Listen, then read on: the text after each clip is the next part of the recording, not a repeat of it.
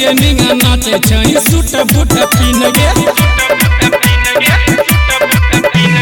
DJ मिंगा नाचे छई suit boot pin गे कमरा हिलावे छई जत छोड़ी टूट के देख लिए अपन वाला सी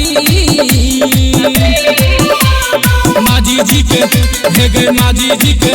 हे गे माजी जी के मन छोड़ी नाचे तो भरमुन हे गे माजी जी के मन छोड़ी नाचे तो भरमुन हे गे माजी जी के मन छोड़ी नाचे तो भरमुन माजी जी के मन छोड़ी नाचे तो भरमुन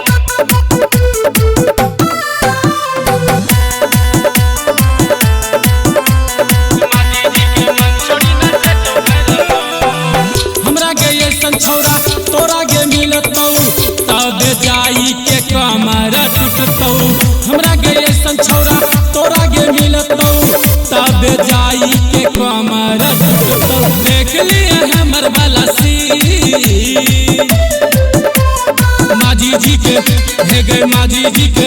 हे गे माजी जी के मन छोड़ी नाचे तो भरमुन हे गे माजी जी के मन छोड़ी नाचे तो भरमुन हे गे माजी जी के मन छोड़ी नाचे तो भरमुन हे गे माजी जी के मन छोड़ी नाचे तो भरमुन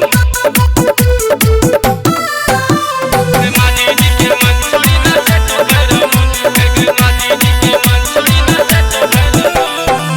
तोहर कमर छोड़ी लागो बवाल गे से छोरा बुरबो बेहाल गे तोहर कमर छोड़ी लागो बवाल गे से छोरा बुरबो बेहाल गे देख लिया अपन वाला सी माजी जी के हे गे माजी जी के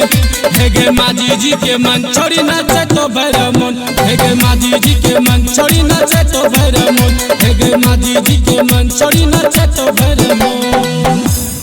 लूसी रिकॉर्डिंग स्टूडियो घोंगेपुर सहरसा।